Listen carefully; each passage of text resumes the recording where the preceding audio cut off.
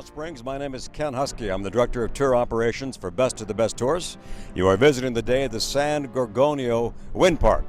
As you can see, it's appropriately named. This is a good place to have a wind park. This is the oldest commercial wind park in the United States. Because of that, it's a museum out here of technology. We've got 4 generations of turbines out here, 31 different types of turbines in operation.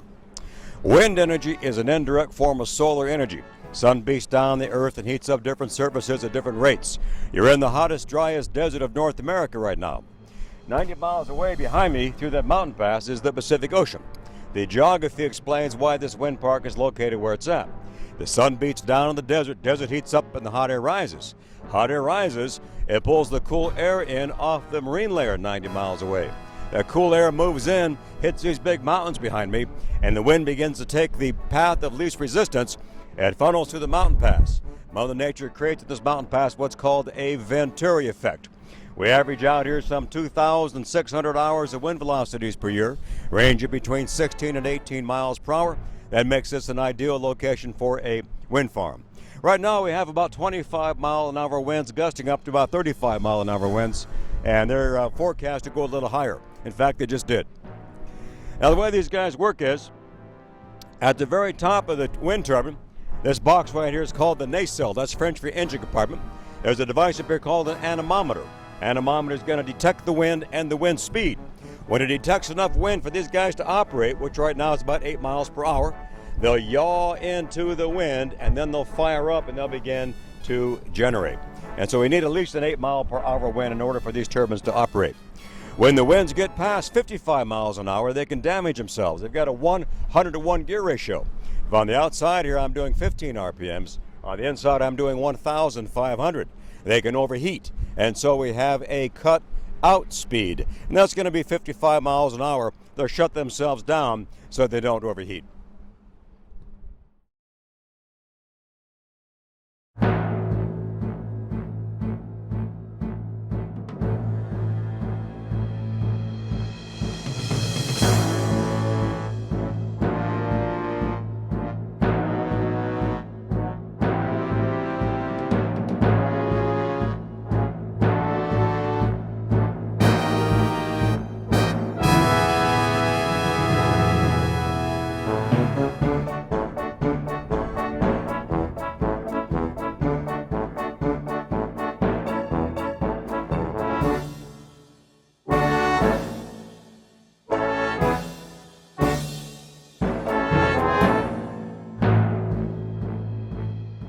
Humans have harnessed the energy of the wind for thousands and thousands of years.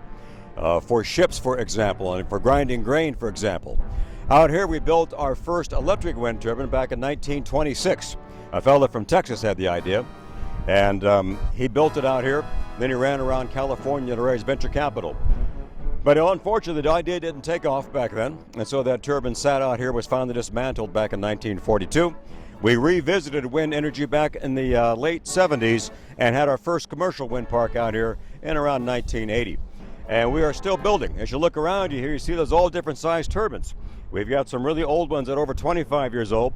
We've got 2 right up here in the ridge that are being built as we speak.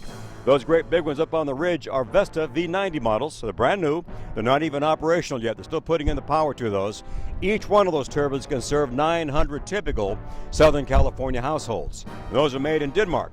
These behind me, the big tall ones here, are GE 1.5 megawatt units. Each one of those can serve 450 typical Southern California households. Those are manufactured in California. The 2 big ones on the ridge off to my left over here are called Nordex machines. They're made in Germany, 1.3 megawatts. This is an international industry. There are 37 nations now that have commercial wind farms in operation. Ours just happens to be the oldest.